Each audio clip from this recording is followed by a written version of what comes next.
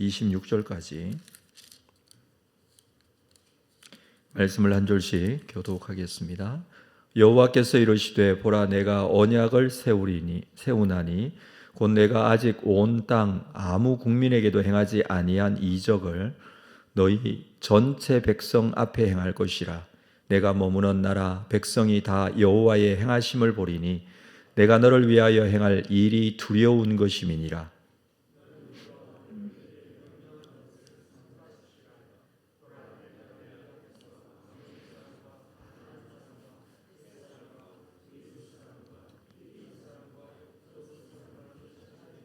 너는 스스로 삼가 네가 들어가는 땅의 주민과 언약을 세우지 말라.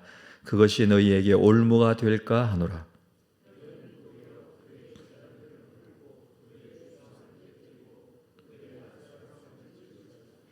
너는 다른 신에게 절하지 말라. 여호와는 질투라 이름하는 질투의 하나님이니라.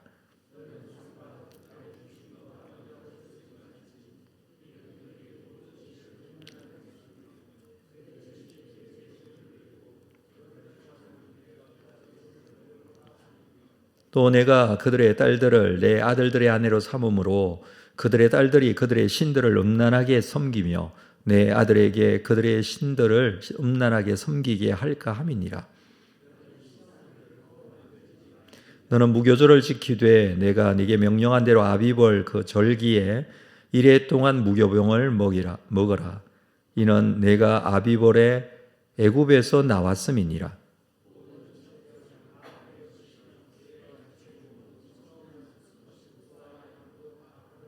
나귀의 첫 새끼는 어린 양으로 대속할 것이요 그렇게 하지 아니하려면 그 목을 꺾을 것이며 내 아들 중 장자는 대속할지며 그 빈손으로 내 얼굴을 보지 말지니라.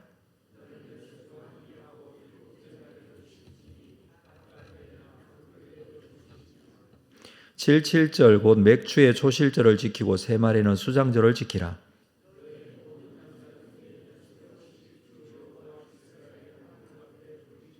내가 이방 나라들을 내 앞에서 쫓아내고 내 지경을 넓히리니 네가 매년 3번씩 여호와 내 하나님을 뵈려고 올 때에 아무도 내 땅을 탐내지 못하리라.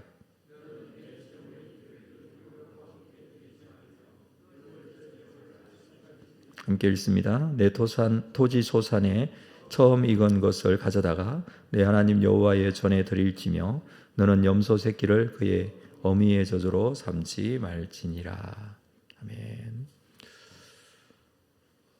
하나님과 이스라엘 백성 간의 이 관계, 언약적 관계가 깨어졌음으로 인하여 다시 이 언약을 갱신하십니다. 시내산에서 하나님께서 모세에게 명령한 대로 모세는 새로운 돌판 둘을 준비하여 시내산에 올라 하나님과 언약을 갱신하고 계십니다. 하나님과의 언약을 맺기 전에 먼저 하나님은 하나님이 어떤 하나님인지에 대한 하나님의 성품에 대한 부분을 어제 본문에서 우리가 보았는데 하나님께서는 이러한 언약을 맺으시는 하나님, 여호와 하나님은 어떤 분이신지 주의 영광을 보여달라는 이 모세의 요청에 하나님은 하나님의 성품을 선포하시면서 모세 앞을 지나가신 것입니다. 그 하나님은 자비롭고 은혜롭고 노하기를 더디하시며 인자와 진실이 많으시고 인자를 천대까지 베푸시고 악과 과실과 죄를 용서하시는 분이시다. 자, 이 하나님의 성품에 대한 부분은 하나님께서 선포하신 말씀입니다. 그 하나님의 성품으로 인해서 다시 이 언약을 갱신하여 맺고 있는 것이죠. 그래서 모세는 우리와 동행해 달라고 하면서 이 백성을 주의 기업으로 삼아 달라고 합니다. 이스라엘 백성이 하나님의 기업이 되게 해 달라는 것이죠. 기업이라는 것은 두 가지 의미가 있는데 첫 번째는 소유라는 의미가 있습니다. 하나님의 기업이 된다는 것은 하나님의 소유가 된다는 것입니다. 두 번째 의미는 상속이라는 의미가 있습니다. 이 이스라엘 백성들이 하나님과의 언약을 맺어 하나님의 기업이 된다. 그것은 계속적인 하나님의 백성이 된다라는 그런 의미입니다. 그래서 이스라엘과 하나님의 이 언약의 갱신, 언약을 새롭게 세우는 것. 오늘 본문에서 그렇게 말씀을 해주고 있습니다. 10절에 보면 여호와께서 이르시되 내가 새 언약을 세우나니, 하나님과 백성들 간에 언약을 세우고 계십니다. 그러면서 하나님은 이렇게 말씀하시죠. 내가 아직 온 땅 아무 국민에게도 행하지 아니한 이적을 너희 전체 백성 앞에서 행할 것이다. 하나님이 이스라엘 백성들의 하나님이 되시기 때문에 하나님께서 지금까지 행하지 아니한 그 놀라운 이적을 행할 것이다라고 합니다. 그리고 그 하나님의 이적을 너희들이 다 볼 것이다. 그 이적은 내가 너를 위하여 행할 일이 두려운 것이다. 꼭 애굽의 재앙을 내릴 때처럼 하나님께서 지금 말씀하십니다. 하나님께서 그렇게 행하시겠다 다짐하시는 그런 장면이죠. 그 놀라운 일들이 무엇인지에 대해서는 말씀하지 않지만 앞으로 이스라엘 백성들이 광야 생활도 해야 되고 또 가나안에 들어가려면 정복 전쟁도 해야 되고 여러 가지 정말 많은 일들이 있을 것인데 그 중에 하나님께서 놀라운 이적으로 함께 하시겠다 이렇게 지금 말씀하시는 것이죠. 자, 11절 말씀을 볼까요? 너는 내가 오늘 내게 명령하는 것을 삼가 지키라. 나는 너희를 위하여 이렇게 행할 것인데 너희는 나를 위하여 내가 명령하는 것을 지키라, 행하라라는 것입니다. 그 말씀은 나는 너희의 하나님이 될 것이지만 너희 또한 나의 백성이 될 것인데 내 백성이 된다는 것은 내가 명령하는 것을 지키는 자이다라는 말씀입니다. 그래서 내가 내 앞에서 아모리 사람, 가나안 사람, 헷 사람, 브리스 사람, 히위 사람, 여부수 사람을 쫓아낼 것이다. 하나님이 행하시는 이 기적, 이 놀라운 일, 여기에는 가나안 땅 사람들을 쫓아내는 일도 포함되어 있습니다. 새롭게 언약을 체결하시는 하나님이 이스라엘을 향한 이 놀라운 일들을 행하실 것이고 이스라엘 백성들 또한 하나님의 명령, 하나님의 말씀, 하나님의 규례 이것을 지켜 행해야 합니다. 자, 그 부분에 대한 지켜 행해야 될 부분들에 대한 몇 가지 말씀을 12절 이후에 하나님께서 말씀하십니다. 그 지켜 행하는 것 중에 가장 첫 번째는 우상 숭배하지 않아야 한다라는 말씀이에요. 12절에 볼까요? 너는 스스로 삼가 내가 들어가는 땅의 주민과 언약을 세우지 말라. 그것이 너희에게 올무가 될까 하노라. 가나안 땅에 들어가서 언약을 세우지 말라. 언약을 세우지 말라는 것은 그 땅 주민들과 타협하고 그 땅 주민들과 약속을 하면서 우리 서로 여기서 잘 살아보자 이런 언약 하지 말라는 겁니다. 그래서 가나안 땅에 들어가서는 서로 잘 살게 되면 좋지만 그러므로 말미암아 나타나게 되는 결과는 우상 숭배가 따라올 것이다. 가나안 땅은 어떻게 해야 합니까? 가나안 땅은 정복해야 합니다. 가나안 땅은 진멸해야 합니다. 가나안에 있는 족속들은 우상을 너무 진심으로 섬깁니다. 그런데 그 주민과 언약을 맺고 같이 잘 살아보면 그 우상의 영향력에 들어갈 수밖에 없다는 것이죠. 너희들이 해야 될 것은 13절에 오히려 그들의 제단을 헐고 그들의 주상을 깨뜨리고 그들의 아세레 상을 찍어라. 그건 무슨 말입니까? 진멸하라라는 겁니다. 가나안에 가면 그 모든 우상을 진멸해야 합니다. 특별히 여기서는 그들의 제단, 그들의 주상, 아세라상. 이 아세라라는 이 신은 가나안 지역에서 섬기는 다산의 신으로 알려져 있습니다. 여신이죠. 때로는 바알의 어머니로, 때로는 바알의 부인으로 이렇게 해석이 되는 경우도 있습니다. 다산의 신이기 때문에 그래서 종교적 매춘과 연관이 되어 있는 신입니다. 그 우상들, 그 주민들과 언약을 세우면 약속을 하고 함께 타협을 하게 되면 이 우상을 섬길 수밖에 없기 때문에 그래서 진멸하라라는 하나님의 명령이 있는 것입니다.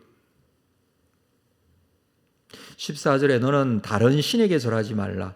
여호와는 질투라 이름하는 질투의 하나님이라. 절대 다른 신에게 절해서는 안 된다. 하나님과의 관계에 있어서 하나님을 하나님으로 섬긴다면 우상 숭배라는 이런 것들로 인하여 하나님의 질투를 불러와서는 안 된다라는 말씀을 하고 있습니다. 질투는 사랑의 어떤 표현으로 여기서 사용을 하고 있는 것이죠. 사람들 사이에서 질투라는 것은 사랑의 부정적인 측면을 말할 때 주로 사용하는 단어이지만 하나님에게 이런 부정적인 의미가 있을 수가 없겠죠. 하나님은 질투의 하나님이다. 우리가 흔히 이렇게 표현을 많이 하지만 사실은 하나님께서 질투를 하시는 것이 아니라 하나님께서 그만큼 사랑하신다는 인간적인 표현입니다.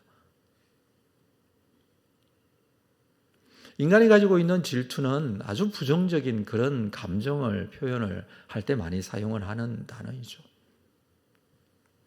하나님에게는 그 어떤 부정적인 거나 죄스러운 부분들은 포함되어지지 않습니다. 그러나 인간의 언어로 표현을 하자면 그렇다는 것이죠. 그만큼 우리를 사랑하시는 분이시고 그 사랑을 우상에게 빼앗기지 않으시겠다라는 거예요. 그래서 가나안 주민과 언약도 세우지 말라고까지 말씀을 하십니다. 약속하게 되면 그들의 서로 잘 살아야 되기 때문에 서로 초청도 할 것이고 그러면 그들이 우상에게 바쳐진 음식도 먹게 될 것이고 자연스럽게 우상을 접하게 될 것이고 자녀들이 서로 결혼도 하게 될 것이고 그러다가 보면 우상 숭배할 수밖에 없다는 것이죠. 물론 우리가 반대로 생각할 수 있어요. 선교적인 의미에서 오히려 결혼도 하고 서로 만나서 복음도 전하고 이렇게 해야 되기 때문에 언약을 세워야 되지 않을까 이렇게 생각할 수도 있습니다. 그러나 지금 이스라엘 백성들이 가나안 땅에 들어가 사는 문제는 완전히 다른 문제입니다. 이스라엘 백성들은 가나안 땅에 들어가서 우상을 접하게 되면서 결과적으로 보면 그 우상에 빠집니다. 진멸하라고 명령하신 그 명령에 따르지 않고 살려두고 남겨두고 정복하지 못하게 되고 이런 부분들 때문에 결국에는 그 바알과 아세라 신을 그들이 하나님을 섬기는 신과 하나님을 섬긴다는 이 신앙과 뒤섞이고 그러면서 우상인지 하나님인지 구별도 하지 못하고 이렇게 되는 결과들이 나타나게 되죠. 하나님은 철저하게 말씀을 하고 계십니다. 17절로는 신상을 부어 만들지 말지니라. 더 구체적으로 말하죠. 우상 숭배에 있어서의 시작은 신상을 만드는 것에서 시작이 됩니다. 주변의 민족들이 섬기는 우상이 신상을 부어 만든 우상이기 때문에 그렇습니다. 거기에는 신상을 부어 만들어서 혹은 나무를 깎아 만들어서 세운 이 신의 상들이 있습니다. 그래서 신상을 부어 만들지 말라고 하는 것이죠. 요즘 우리에게 말씀하신다면 뭐라고 말씀하실까요? 이 말씀은 하지 않으실 것 같아요. 왜냐하면 신상을 부어 섬기는 이 우상 숭배하는 사람은 우리에게 그렇게 쉽게 찾아볼 수가 없습니다. 그 대신에 다른 우상에 대한 말씀을 하시겠죠. 그래서 문자적으로 신상을 부어서 만들면 안 되겠구나. 물론 그렇게 하지 말아야 되지만 이렇게 말씀하시는 의미를 우리가 알아야 합니다. 우리에게 이러한 우상에 대한 부분들이 형태를 가지고 있는 신상이 아니더라도 얼마든지 있을 수 있죠. 그래서 이 약속, 하나님께서 나는 너희의 하나님이 되고 이정을 행하여 너희를 지키고 보호하고 함께 할 것인데 너희는 내 계명을 지키라. 우상 숭배하지 말라. 그리고 18절 이후에서는 종교적 절기에 대한 부분들을 말씀하십니다. 지금까지 사실 하나님께서는 모세에게 여러 말씀들을 시내산에서 첫 번째 언약을 맺으시고 하신 내용의 말씀들이 있죠. 십계명을 비롯하여서 그에 따르는 여러 계명들, 율례들, 지켜야 할 행위들을 말씀을 하셨습니다. 이 절개에 대해서도 말씀을 하셨죠. 오늘 이 언약을 갱신하는 부분에 있어서는 그 내용들에 대한 요약본이라고 할 수 있을 정도로 간단하게 말씀을 하고 계십니다. 거기에 대한 요약에 정말 중요한 것은 절기에 대한 말씀입니다. 먼저 무교절을 지키라. 여기에는 유월절적 의미가 포함되어 있습니다. 구원받은 것에 대한 감사의 절기이죠. 그래서 모든 첫 태생, 모든 장자는 다 내 것이라 상기시켜 줍니다. 6월절에 장자의 죽음의 재앙에서 어린 양의 피로 그 죽음을 면하게 하셨습니다. 하나님께서 그렇게 구원하셨죠. 그래서 초태생 즉 장자는 내 것이다. 장자가 하나님의 것이다 라는 것은 무엇을 의미하느냐 하면 모두 다 하나님의 것이다 라는 의미예요. 첫 열매를 하나님께 드리지 않습니까? 첫 열매는 하나님께 드리면서 이건 하나님의 것입니다. 그러면 첫 열매만 하나님의 것이라는 뜻입니까? 첫 번째 나오는 것이 하나님의 것이며 그 이후에 나오는 모든 것이 하나님의 것입니다 라는 신앙의 고백으로 첫 열매를 드리는 거예요. 우리에게 11조 헌금도 마찬가지죠. 이 11조에 대한 부분도 첫 새끼, 첫 양 또는 첫 열매 이 모든 것들도 처음 것을 드립니다. 10분의 1을 드립니다 라고 할 때 그것도 이건 하나님의 것이고 나머지는 내 것입니다. 이걸 지금 말하는 게 아니죠. 이 모든 것이 하나님의 것입니다. 그것에 대한 신앙의 고백입니다. 장자도 똑같은 의미이고 우리에게 주어진 대표성을 가진 것도 마찬가지예요. 아담이 범죄함으로 인해서 모두 다 죄인이 될 수밖에 없는 이유가 그와 같은 원리이죠. 실제로 우리는 아담의 범죄의 결과로 죄성이라는 가지고 이 죄에 대해서 자유로울 수가 없습니다. 그래서 하나님께서 구원해 주셔야 우리는 거룩하게 되고 하나님의 것이 될 수 있죠.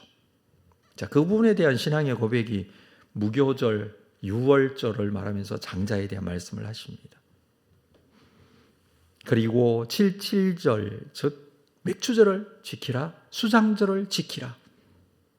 23절을 볼까요? 너희의 모든 남자는 매년 3번씩 주 여호와 이스라엘 하나님 앞에 보여라. 절기를 지키면서 하나님께 나오라는 것이죠. 예배는 한 곳에서 하나님께 올려줘야 합니다. 그래서 나오라고 한 것입니다. 그냥 있는 자리에서 알아서 지키라 이렇게 말씀하지 않고 이 절기만은 하나님 앞에 나와서 한 곳에서 예배하라. 그리고 모든 남자들이 이곳에 모이는 것은 적들에게 위험을 감수하고서라도 지키는 절기. 그래서 하나님께서 명령하고 계시는 것입니다. 알아서 편하게 형편에 따라서 지키라 이렇게 하지 않고 이때 상황은 군대는 남겨둬야 되잖아요. 지켜야 될 것들이 많잖아요. 그럼에도 불구하고 남자들은 다 여기로 나오라 이렇게 지금 말씀하시는 겁니다. 하나님과의 관계를 더 중요하게 생각하시는 것이죠. 그래서 나는 너희의 하나님이 되겠다. 너희 또한 내 백성이 되라. 나도 너희를 위하여 이러한 것들을 행하겠다. 너희 또한 하나님의 백성으로 이런 규례와 계명을 지키라. 우리가 이 말씀들을 살펴보면 그것은 명령이기 때문에 이러한 것들을 지키라라는 것보다도 결국에는 구원하신 그 하나님에 대한 사랑, 하나님께서 우리의 하나님이 되어주신다는 것에 대한 사랑의 마음으로 지키라고 말씀을 해주고 있습니다. 이것이 언약이 될 것입니다. 우리와 하나님과의 관계는 어떻습니까? 하나님은 우리의 하나님이 되십니까? 나는 그의 백성이 되고 있느냐라는 겁니다. 이 언약적 관계라는 사실을 우리가 잊지 말아야 할 것입니다. 그 약속으로 인하여 주 예수 그리스도 십자가의 은혜로 우리를 구원하여 주시고 하나님의 백성으로 삼아 주셨음에 대한 확신과 믿음으로 하나님의 자녀가 되었다는 확신, 그것은 곧 하나님의 백성으로서의 정체성을 가지고 그분의 뜻에 따라 순종하며 사는 것을 말합니다. 이 언약적 관계를 다시 한번 기억하고 주의 뜻에 따라 순종하며 그분의 뜻이, 그분의 영광이 이루어지는 귀한 삶이 오늘도 우리의 삶 속에 이어질 수 있기를 주의 이름으로 축복합니다. 기도하겠습니다. 하나님 아버지, 하루하루를 살면서 하나님의 그 말씀들을 붙들고 우리의 관계 속에 언약적 관계가 있음을 다시 한번 믿고 우리 하루가 하나님의 영광을 위하여 살아가는 하루가 되기를 원합니다. 이것을 말씀 속에서 확인하고 그 말씀을 믿으며 또 말씀을 순종하며 따르는 우리의 삶이 될 수 있도록 우리의 삶을 주장하시고 인도하여 주옵소서. 예수님의 이름으로 기도합니다. 아멘.